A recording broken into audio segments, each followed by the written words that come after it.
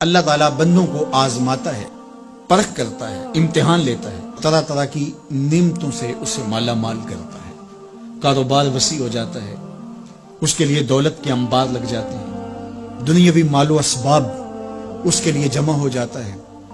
منصب ملتا ہے، عہدہ ملتا ہے، اقتدار ملتا ہے، شان و شوکت ملتی ہے، لوگوں کے دلوں میں اس کا گھر بنتا ہے، تو اس کے ذہن میں یہ بات آتی ہے کہ میرے رب نے مجھے جو عزت دی ہے میں اس کا استحقاق رکھتا تھا،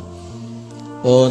میں اگر اس لائق نہ ہوتا تو مجھے کیوں نوازا جاتا، تو گویا میرا رب میرے اوپر راضی ہے۔ اور پھر جب محفل نعت میں مہمان خصوصی بھی بن گئے تو پھر تو ان کے نفس کو اور تسکین مل گئی۔ جب پیر صاحب نے بھی ان کو ہی اہمیت دی تو پھر انہیں لگا کہ واقعہ ہی ہمارا رب ہم پہ راضی ہی ہے، تبھی تو ہمیں مذہبی طبقوں کے اندر بھی اہمیت مل رہی ہے، حالانکہ وہ جانتے ہیں کہ ہم نے یہ دولت کیسے حاصل کی ہے، وہ جانتے ہیں کہ ہمیں سجدے کی توفیق نصیب نہیں ہے، وہ جانتے ہیں کہ آج اس محفل میں مہمان خصوصی سے تو کل ہم شراب خانے میں تھے، انہیں پتا ہے، لیکن اس کی طرف توجہ نہیں جاتی، سوچتے نہیں ہیں، بلکہ وہ یہ سمجھتے ہیں کہ ہمیں یہ جو عزت مل رہی ہے یہ اللہ تعالیٰ کی طرف سے ہماری کسی قبولیت کی وجہ سے یہ عزت ہے، حالانکہ یہ ان کی آزمائش تھی، ان کا امتحان تھا۔ دوسری بات، وَأَمَّا إِذَا مَبْتَلَاهُ، اور جب اللہ اس کو آزماتا ہے، فَقَدَرَ عَلَيْهِ رِزْقَهُ، اور اس کے رزق کو تنگ کرتا ہے، اس کو آزمائش کی بھٹی میں ڈالتا ہے، فَيَقُولُ رَبِّي أَهَانَنِ، تو پھر وہ چیخ اٹھتا ہے میرے رب نے تو مجھے ذلیل کر کے رکھ دیا۔ بیماری آ جائے، ابتلا میں مبتلا ہو تو وہ کہتا ہے کہ میرا رب مجھ سے ناراض ہو گیا، تو یہ انسان کی کج فکری، ایسا نہیں ہے۔ کسی شخص کو دولت کا دیا جانا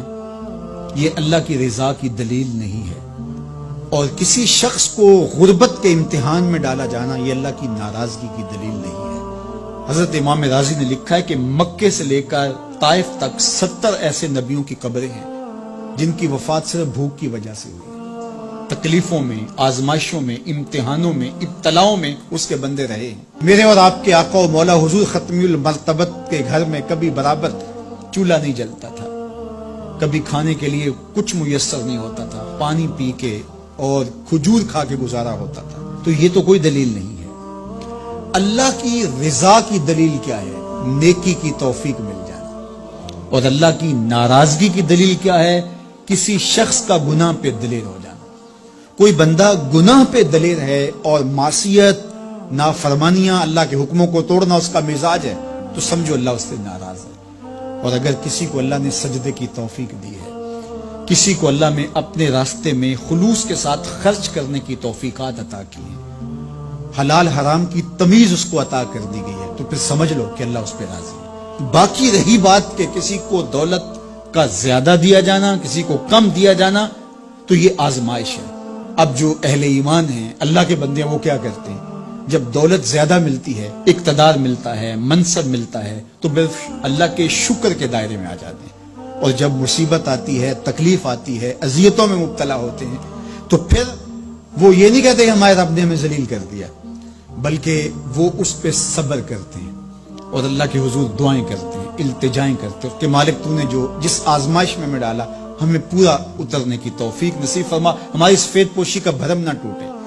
اور ہمیں اس مشکل وقت سے بچانا کہ جب ہماری یہ غربت ہمیں کفر تک لے جائے، اور جب ان کو دولت مندی دی جاتی ہے تو وہ ڈرتے ہیں کہ اللہ ایسا نہ ہو کہ یہ دولت ہمیں فرعون بنا دے،